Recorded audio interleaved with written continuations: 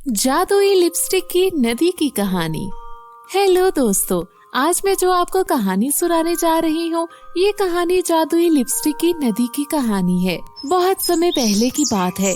राजनपुर गांव में टीना और मीना दोनों अपनी माँ सोनम के साथ रहा करती थीं। कहने को तो दोनों बहनें थीं, मगर दोनों में जमीन और आसमान का फर्क था। क्योंकि जहाँ टीना परियों की तरह सुंदर थी, उसकी गोरी रंगत, नीली नीली बड़ी आंखें, उसकी सुंदरता में कोई कमी नहीं थी। वहीं दूसरी ओर मीना का रंग बिल्कुल काला था। उसके काले रंग के कारण सभी लोग उसका बहुत मजाक उड़ाया करते थे। एक तरफ जहाँ टीना की सब तारीफ करते नहीं थकते थे, वहीं दूसरी ओर मीना का मजाक उड़ाते हुए नहीं थकते थे। इसी तरह एक दिन सोनम के पड़ोस में रहने वाली आंटी लक्ष्मी टीना की सहेली रानी की बर्थडे पार्टी थी, जिस पर उन्होंने सोनम के घर भी न्योता दिया था। सोनम अपने दोनों बेटियों को वहां भेज देती है। जैसे ही वो दोनों बहनें लक्ष्मी के घर आती हैं, वो बर्थडे पार्टी में जाती हैं, तो मीना को देखते ही बर्थडे पार्टी में आए हुए लोग हंसने लगते हैं और आपस में बातें करते हैं। लक्ष्मी आंटी अपनी सहेली से कहती है, अरे बहन देखो जरा, ये दोनों सोनम बहन की बेटियां हैं। देखने में तो दोनों में कितना फर्क है। एक इतनी सुंदर तो दूसरी काली कलोटी, एक चांद का टुकड़ा तो दूसरी काली रात। हा हा हा। लक्ष्मी की ये बात सुनकर सभी मीना पर हंसने लग जाते हैं। जब सभी लोग मीना को देखकर हंस रहे थे, तो टीना की दोस्त रानी टीना के पास आती है और कहती है, अरे यार, तुझे क्या जरूरत थी अपनी इस काली कलौटी बहन को यहाँ लाने की? तू अकेली ही आ जाती, सारी पार्टी का मजा खराब कर दिया। यार, मेरी तो सिर्फ तेरे साथ दोस्ती है, तेरी इस काली कलौटी बहन से नहीं। तुझे पता तो है मुझे काले लोग बिल्कुल नहीं पसंद। तू इससे यहाँ से भगा दे। रानी यार, तुझे तो मेरी अम्मी का पता है, वो इससे कितना प्यार करती है।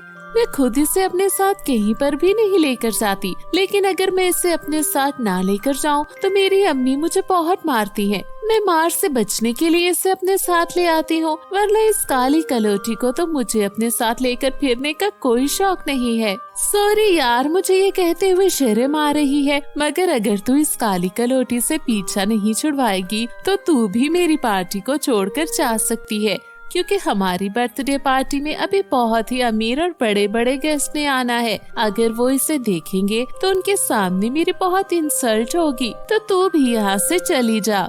टीना गुस्से से आग बगोला होकर वहाँ से आ जाती है। घर आकर अपनी माँ सोनम के साथ लड़ने लग जाती है और कहती है, मम्मी मम्मी, अब आप चाहे कितनी भी पिटाई करो, चाहे मुझे घर से निकाल दो, मगर मैं इस काली कलोटी को अपने साथ कहीं पर भी नहीं लेकर जाऊंगी। इसके कारण आज मेरी पार्टी में बहुत बेइज्जती हुई है।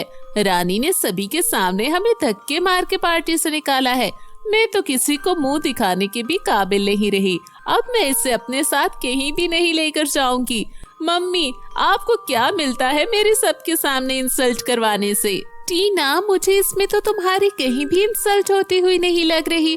पार्टी में तो सभी तुम्हारी सुंदरता, तुम्हारी नीली आंखें और बड़ी बड़ी आंखों और खूबसूरत बालों की तारीफ कर रहे थे।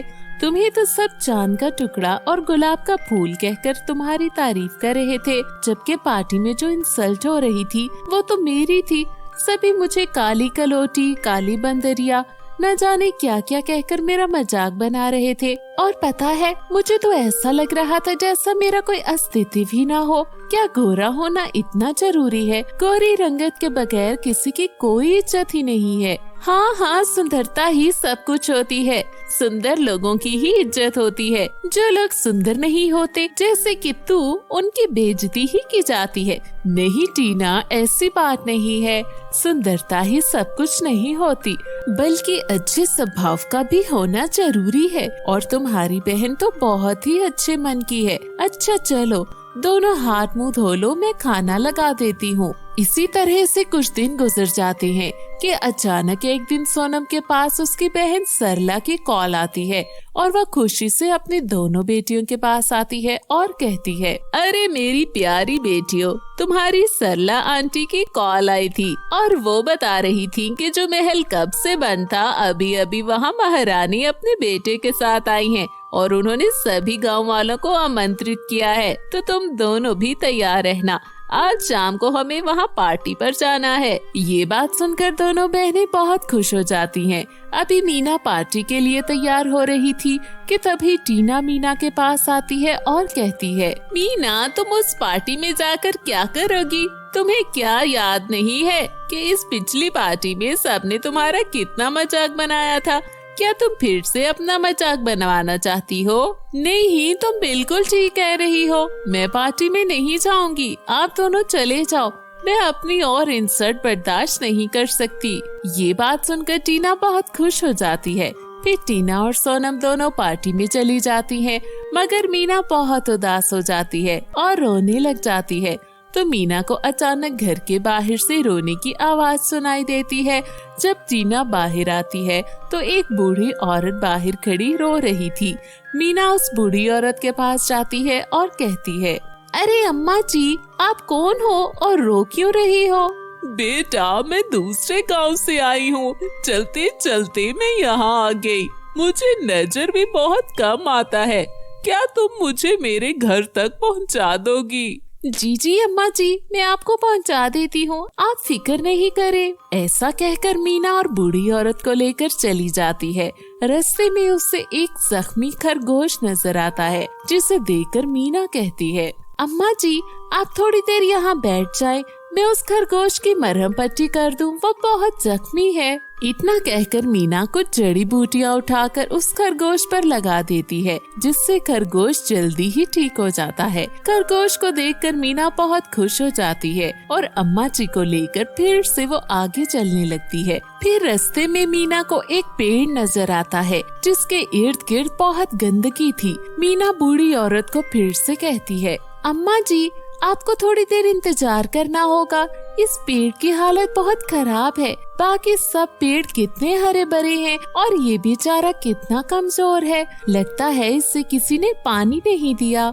ये कहकर मीना पेड़ के इर्द गिर्द से सारी गंदगी साफ करती है और नदी से पानी लाकर डालती है। ये सब करने के बाद जब मीना पीछे मुड़कर देखती है तो वो बूढ़ी औरत एक सुंदर सी परी में बदल जाती है और मीना से कहती है, मीना तुम कितनी नरम दिल की लड़की हो। तुम्हें रोता हुआ देखकर मैं रुक गई थी और मैं तुम्हारी परीक्षा लेना चाहती थी। तुम अपनी परीक्षा में कामयाब हो गई हो। चलो मैं तुम्हें कुछ दिखाती हूँ। ये कहकर परी मीना को जादुई लिपस्टिक की नदी के पास ले जाती है, जहाँ एक तरफ जादुई सोने की लिपस्टिक्स बह रही थी तो दूसरी तरफ जादुई चांदी की लिपस्टिक्स बह रही थी। परी मीना से कहती है, मीना ये लो, ये एक जादुई सोने और चांदी की लिपस्टिक है। सोने की लिपस्टिक को 3 बार और चांदी की लिपस्टिक को 2 बार अपने होंठों पर लगा लेना, इससे तुम बहुत ही सुंदर हो जाओगी। ये कहकर परी वहाँ से गायब हो जाती है और मीना जैसे ही लिपस्टिक को परी के कहे अनुसार अपने होंठों पर लगाती है तो वो बहुत ही सुंदर हो जाती है और फिर वो पार्टी में चली जाती है।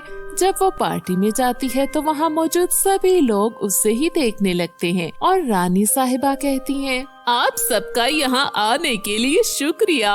आपको यहाँ बुलवाने का एक खास मकसद था। मैं अपने बेटे की शादी अपने गांव की एक खूबसूरत लड़की के साथ करवाना चाहती थी और मुझे पार्टी में मौजूद वो सफेद फ्रॉक वाली लड़की अपने राजकुमार बेटे के लिए बहुत पसंद आई है। जब मीना को टीना और सोनम देखते हैं तो देखते ही पहचान लेते हैं। टीना जब मीना को देखती है तो मीना से कहती है, मीना तुम इतनी सुंदर कैसे हो गई हो?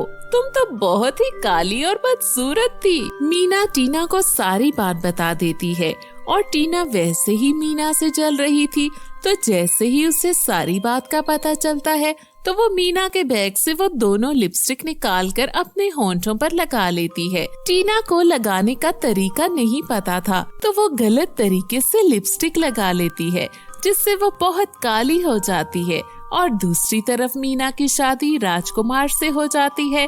मीना भी राजकुमार के साथ विदेश चली जाती है और हंसी खुशी अपना जीवन बिताने लगती है। टीना को अपने किए की सजा मिल गई थी और वो हमेशा के लिए काली ही रहती है और बहुत ही बदसूरत बन जाती है, जिसके कारण सभी लोग उसका मजाक उड़ाते हैं, जैसे वो मीना का मजाक उड़ाया करती थी। तो दोस्तों, कैसी लगी आपको ये कहानी? अगर पसंद आए तो वीडियो को लाइक और चैनल को सब्सक्राइब कर लीजिए। मिलते हैं अगली कहानी में।